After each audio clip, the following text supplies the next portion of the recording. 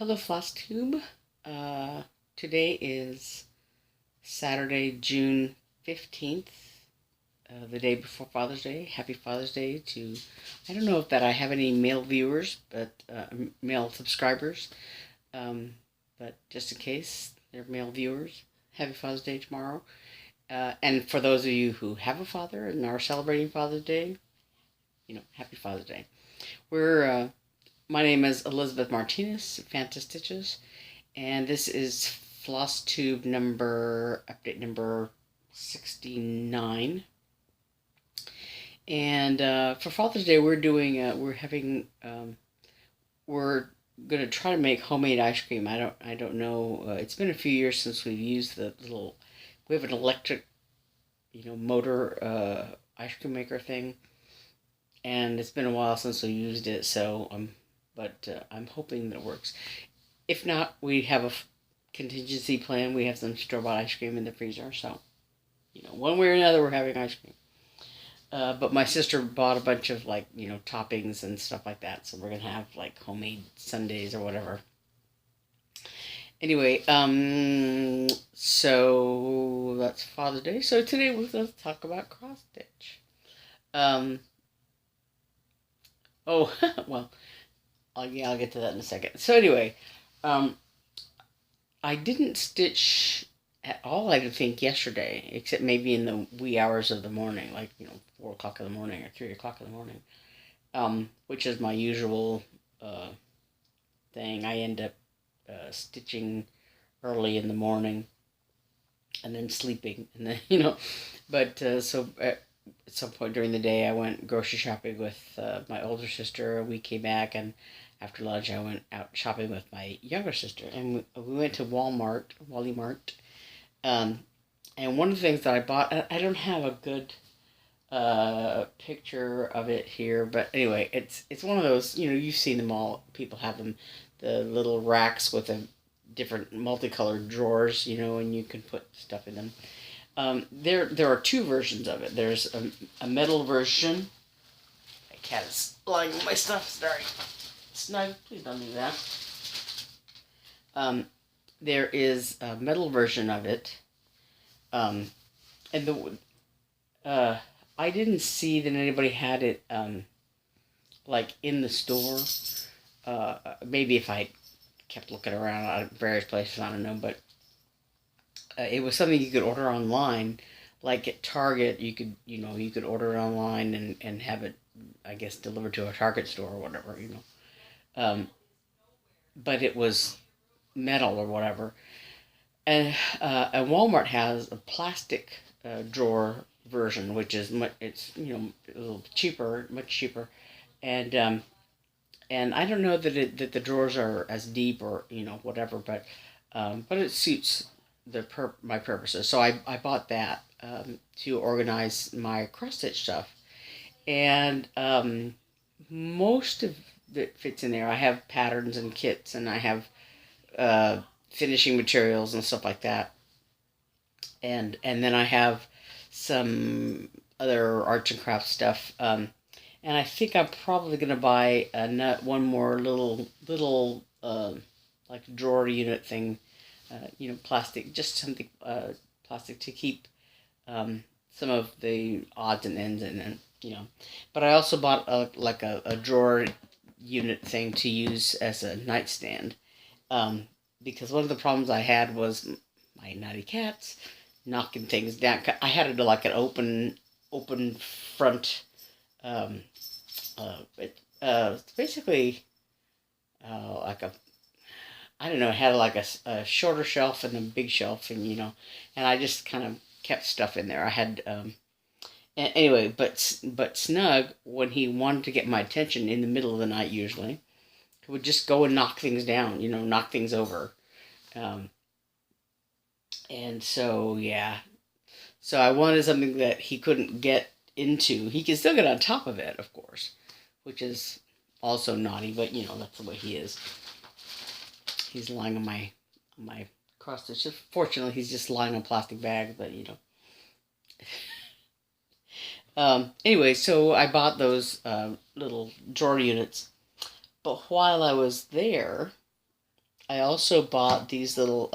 I bought uh, the several skeins of floss that I needed for the ship Serenity um, uh, uh, chart. It's, since I changed colors from the light blue to the dark blue on that, I had bought originally the pattern calls for like 5 skeins of floss, and I had bought 5 skeins in the lighter color, and then after starting it, I changed my mind and went to the darker color, but I had not bought the extra skeins, so I bought those yesterday while I was at the store.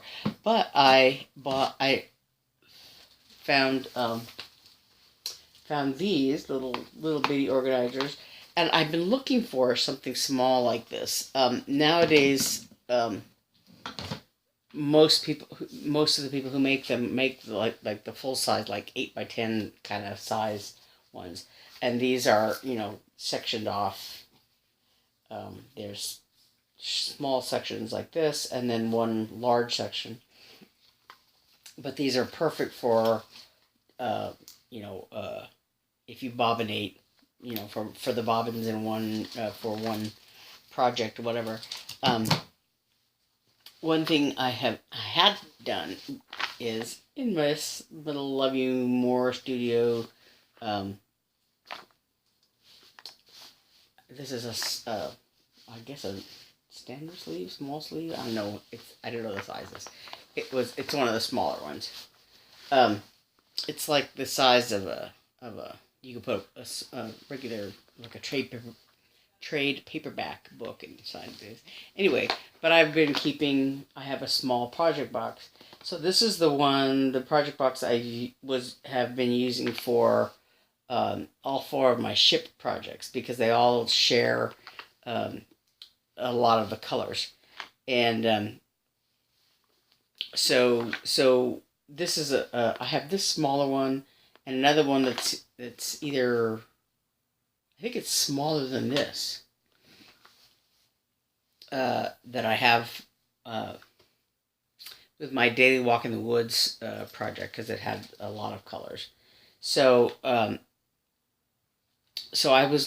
been looking for a smaller box like this, but this is made by it doesn't say, but Doris makes them, or I used to. I don't know if they still do. And there's some other ones.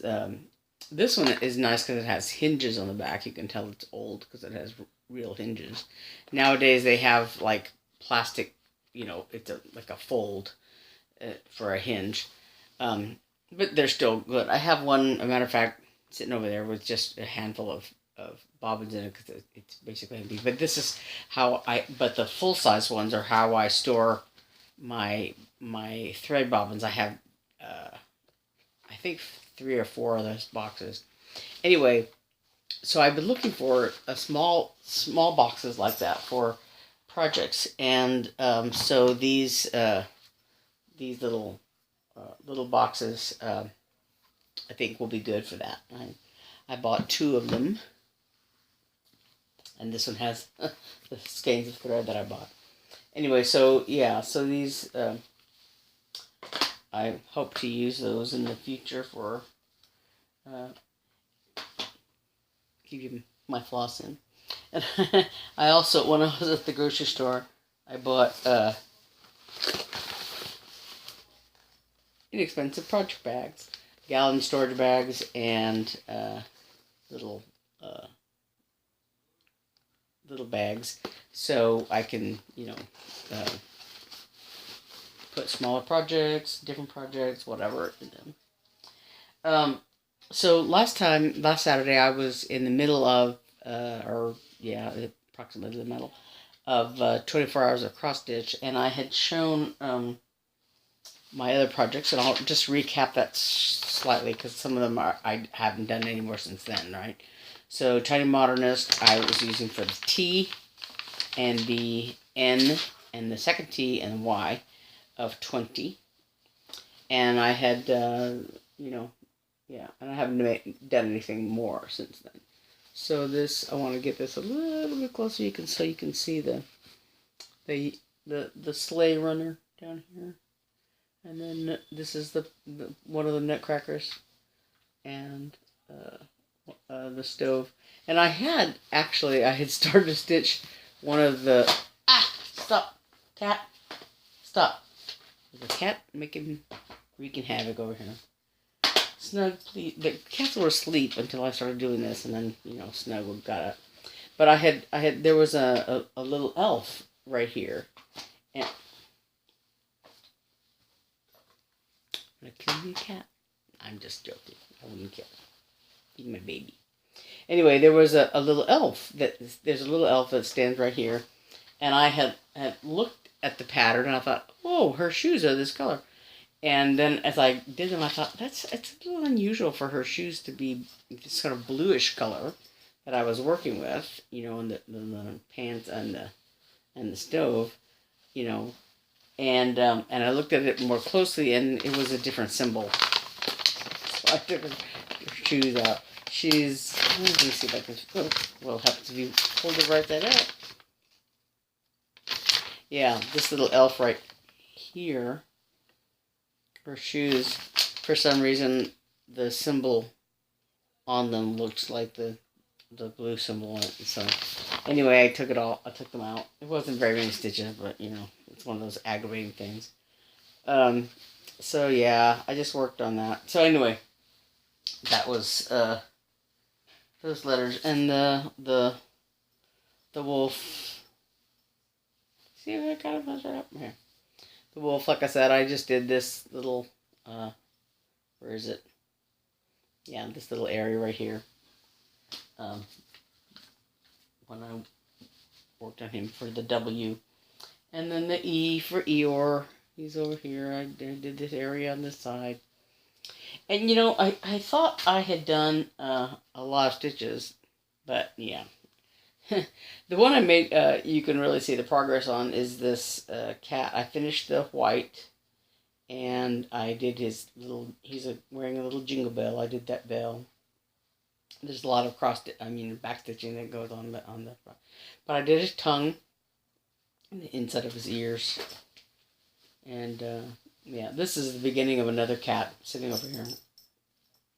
But anyway, so, yeah, I think all the white is done on this cat, and all that's left is other colors, And this project is over, I think it's like probably 14 count Ada, but it's the pattern calls for 3 threads, but I think I used 4 instead. So the only thing is it's hard to stick all 4 threads in the needle. But it ends up having really good coverage. So yeah, you can kind of see the progress on that a little more. So that was my F, and the O was old clipper ship, and you can't really tell. Yeah, this old clipper ship. Oh, this was the cat, sorry. This finished project. So, like I said, I worked on this cat here, and I did his tongue and his ears and the yellow part of his bell, and I finished the white. So what's left is there's some gray, gray that goes in here and in between his feet. I don't remember though if that's blank space or not, but anyway, I know that there's gray inside his mouth, but I did the inside of his ears, yeah, so, and then anyway, so that was the F in 24, and then O was, sorry, Snug is the bane of my existence. Anyway, this is old clipper ship, and you can't really tell, but I just did, more of this sail right here. You can't, it's not as dramatic. And then, I was getting down to the last 2 hours, because I kept, falling asleep. Excuse me. Snug. Stop that, please. Anyway, so I worked just a little bit on the Western Biscornu. I think I just did 2 more of these triangles here, and I didn't. Excuse me, just a minute. Sorry, cat nonsense. Anyway, I did. I had done these 3 triangles, so I really just did 2, and I was, by the time I got to this, I was down to my last 2 hours, and it's really difficult, because it is. I am holding it in hand because it's so close to the edge, and yeah, I kept poking myself with a needle and stuff like that, trying to keep it to tension and trying to keep the fabric, and I was too tired. But yeah, so it's supposed to look like this in the end. I have quite a ways to go on that. And then for the R, I did Running with the Wind, and again, you can't really tell, but I did more of this white, and I didn't do that many stitches on this one, so I probably just 1 row. I think this was 1 row higher or something like that, and I just did 1 row right here, 1 maybe 2 at the most. I looked at at last week's video, and so I could see what the progress was, and it wasn't. It's like, did I stitch on that at all? I didn't know I hadn't made any progress. So I was kind of keeping track of how long I worked on each project, and I got like 2 or 3 hours on all of them, I think, except for the last 2. I had like 45 minutes on each one, and I thought I was doing pretty good.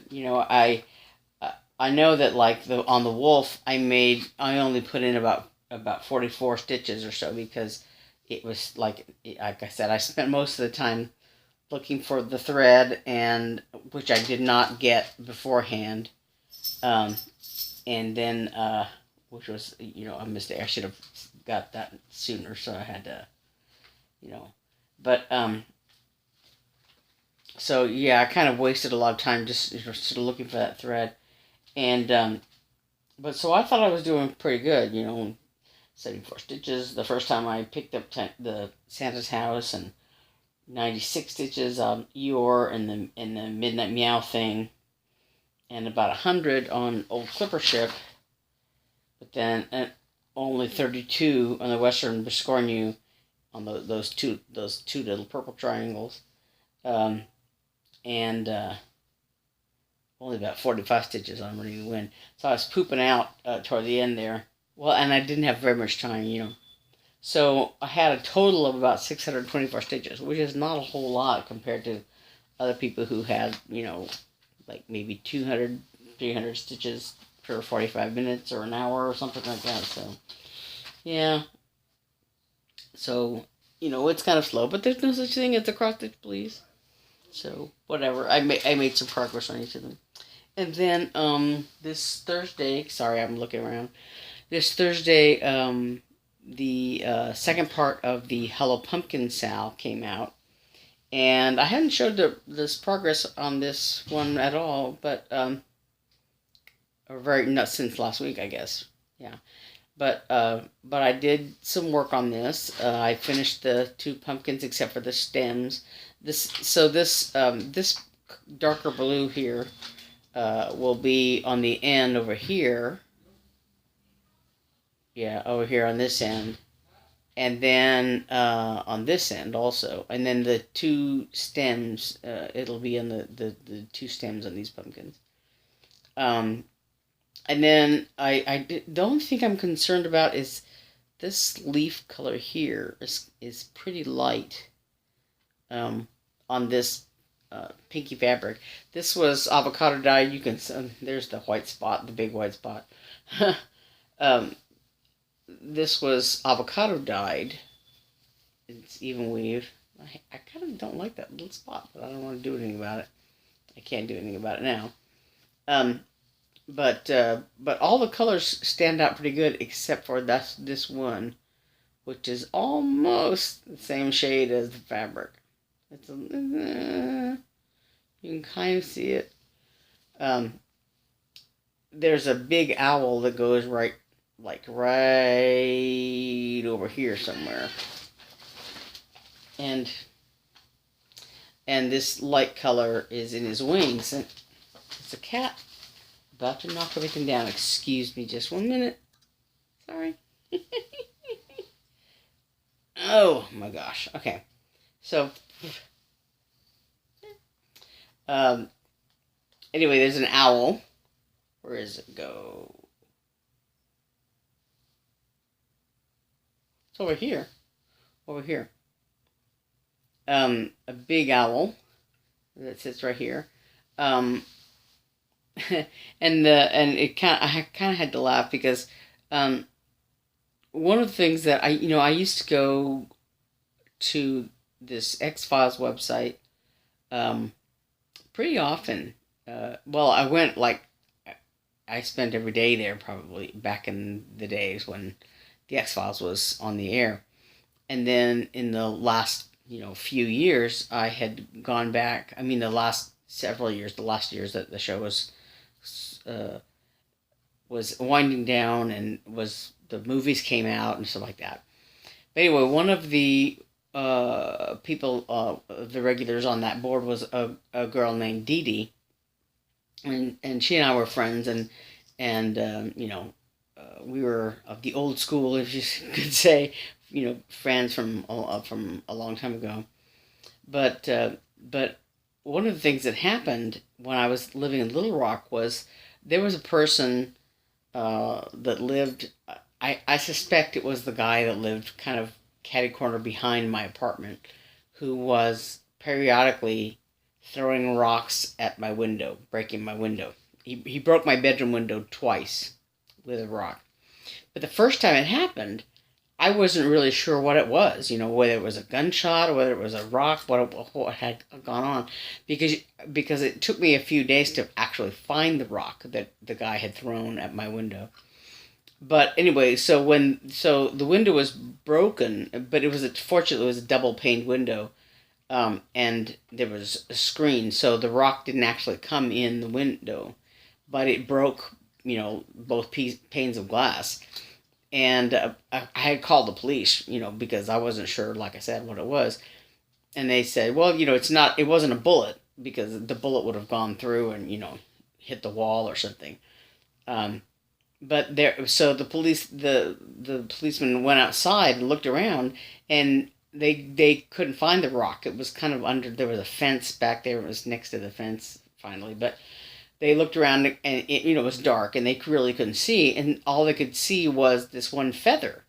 And so they said something about, well, maybe it was an owl. And I'm like, really, an owl? Why would an owl bang into the glass? And it seems to me that if an owl hit the window hard enough to break it the way it did, to break both panes of glass, the owl would probably be dead out there. But anyway, so Dee Dee and I had a running joke about an owl, about being carried off by an owl or being attacked by an owl or whatever. And I had gone back to the Haven, a few days ago, I guess, a few days ago, and had posted there, because I hadn't been there in a long, long time, and probably since I had surgery, so 2 or 3 years probably, at least. Anyway, so I went back and posted, hi, does anybody remember me, and Dee Dee was like, oh, hi, she said something about, a running joke about, she said something like, I thought maybe you had been carried off by an owl, something like that. So yeah, the owl in this design is pretty funny to me. So maybe I'll name it Dee Dee the owl. Dee Dee the owl. I don't know. or Mulder the owl. Anyway, so still have white to go in these little spots here, and then a lot of leaves and stuff, and the big owl uh, on top of here. But so yeah, so I'm falling behind a little bit, but I'm almost done with part one, and so I can start on part two. There's more leaves and stuff, in part two. And the bottom part is almost done. I just, I worked on the 24 hours of cross stitch in the middle of that, so I think that's about it. That's let me see if there's anything I would. Oh, so just some personal news I wanted to put in here at the end. Last week, last Wednesday, I think it was Betty Stitch's anniversary. It was I was on the 12th, and she had mentioned it in her video, and so I commented back to her that the 12th was well, the 11th was my parents' anniversary, and the 12th was my cousin Judy's birthday. And actually, we went out to Village Inn to have some pie, because on Wednesdays is their free pie day. If you buy an entree, you get. I mean, if you eat in, you get a free slice of pie or something like that. Anyway, we went to the Village Inn to celebrate my cousin Judy's birthday. Judy lives in another state. She lives in New Mexico. And we live in Arizona, but, we went to, it was an excuse to go to the Village Inn to celebrate her birthday. But my parents, for many years, I don't know if they still have it, but they had a photo album that had a picture of Judy when she was like a toddler or something. And it said, because of Judy, and then you turn the page and there was a picture of the two of them, is that we met. My aunt Alvida, Aunt Bibi, we called her, was my cousin Judy's mother. She passed away a few years ago, but she was married to my Uncle Paul, and Alvida is my mother's sister. So Bibi, her family, my aunt's family, my mother's family, and my father's family are kind of interconnected in a way.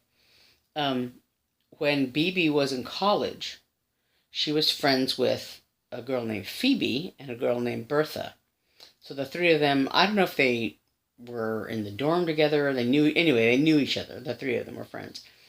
And Phoebe had a brother, Saul, who was in the army during World War II in Europe. And so Phoebe asked Bertha if Bertha would write to Saul so he would get letters from the U.S., And so Bertha agreed to do that. And then family legend has it that when Saul came back from Europe, he came back with an engagement ring for Bertha. So Saul and Bertha got married. So anyway, years later, in the 50s, I guess, my Aunt Bibi's husband, Paul, was the pastor of this little church that my Aunt Phoebe's family were members of. And my Aunt Bibi wrote to my mom and said, "Oh, Mrs. Martinez," my grandma Phoebe, "Mrs. Martinez's son came home from the army." This was again in the 50s. So my dad had been stationed in Germany in the 50s in the army. And she said, "Mrs. Martinez's son just came back from the army. He's a real swoon," she said. And probably only Dolores is pretty enough to would catch him. And Dolores was their younger sister, who was very good looking, very pretty. Anyway, so then my Aunt Bibi was expecting a baby, and my mom, who had just finished college, went up there to stay with Phoebe and help with when the baby came. So was staying with her, and there was a church picnic on Memorial Day, and that's how my mom and dad met, because my dad was there with his family, and and my mom was there with Phoebe, and so they met. So so now, Bertha and Saul, Phoebe, Phoebe, uh, and my mom and dad, you know. And matter of fact, my parents and my Aunt Bibi and Uncle Paul and their kids, our families were pretty close, and back in the 70s, I guess, like 72, 73, my aunt and uncle and their two kids lived down in Galveston. They moved there around 1970 or so. Excuse me, and they came up to New Mexico, and we came down to my grandmother's house. We all rendezvoused at my grandmother's house in south western New Mexico, uh, and we left our dog there with my grandmother and then whoever. I think my aunt lived in her house at the time. Anyway, so we went to California. The 10 of us in our family's van, their family of 4 and our family of 6. That's 4 kids and my 2 parents, and their 2 kids and 2 parents. We all went in the van out to California and various, touristy places in California. But that was a big trip. That was, to us, it was a great deal to go into the restaurants and say, and when they asked us, how many are you? We would say 10, because we wanted to see the look on the waitress's face, because there were 10 of us. Anyway, that was a fun trip. So BB and is, Bendy Stitchy called her a matchmaker, my Aunt Elvita. And maybe she was, I don't know. She didn't do it on purpose, I don't think. But but yeah, her, they were all those people were related. So anyway, we celebrated Judy's birthday, because if it wasn't for Judy, my parents wouldn't have met and we wouldn't exist. So, yeah. uh, anyway, so that's a fun thing that happened this week. So, um, I think that's it. That's everything. I've blathered on long enough. So I will see you all. My plans for the future are to. I think I want to get a little more. Oopsie. Progress on this Sal, the Hello Pumpkin one. I would like to get some significant progress on the on the second part of it. Get the owl done, and there are a lot, just more leaves and branches and stuff like that. Sort of, there's a branch thing that's a blue branch and a leaf or whatever, leaves on it or something. I think in this area over here. Anyway, it's very colorful, lots of leaves, and that big owl. And so I want to do some some work on that. And then I have several wheels, and I think it's I want to spin the wheel to get something fresh going on. Um, uh, and I do want to work on that. I'm very chicken about dyeing fabric. I want to think about I think I know how much fabric I need, and I think the piece of even weave that I bought the other day, the it's like 30 by 31 or something like that. It's a good size, so I think that'll work. I think each drum is something like 4 inches by 16 inches, something like that. So I think that piece of fabric will work. I just want to figure out um, how to make all those sort of colors work together, and how much of it I want to be what color. How dark I want it to be, how modeled color wise I want it to be, and so I'm very hesitant to do all that. But that's my next project, and I kept thinking like June 1st was right around the corner, but it's a couple weeks away, so I have a couple weeks to think about it and and work on that. But I probably won't do it today because we're having a this family function, so maybe next week sometime I'll get to it. And hopefully we'll see how that goes. Um, but then otherwise, I think I like I said, I have a lot of my projects, not all of them, but a lot of them on the decision roulette wheels, and then I have an overall wheel to say which wheel. So I'm kind of itching to get although I have these Halloween projects or fall projects, I am kind of itching to get my Christmas projects started so that I'm not so rushed, because I always feel like I'm stitching like a crazy person or finishing like a crazy person, in December, in time for Christmas or whatever, and I kind of want to do a little work on that a little more. And so I know Priscilla and Chelsea are doing a Christmas in July ornament thing, and although I have some little bitty ornaments, but I don't really have a Christmas tree or a lot of ornaments to hang up or whatever. Um, but I have some Christmas projects. Part of it is that tiny modern Santa's house. That's kind of a Christmas thing, and I do want to finish that, but that's not necessarily a priority. I have a chart that's a nice little Christmas Eve sort of chart that I kind of want to do. I kind of want to start that, and then I have some things I want to start that are going to be Christmas gifts, and I think, and so I'm kind of eager to get those started at least, so that I have time, to do them, and to so I'm not so rushed when it comes, that I'm not stitching down to the wire.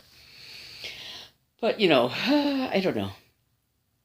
So that anyway, those are my plans, my loose plans coming up for what I'm going to be stitching.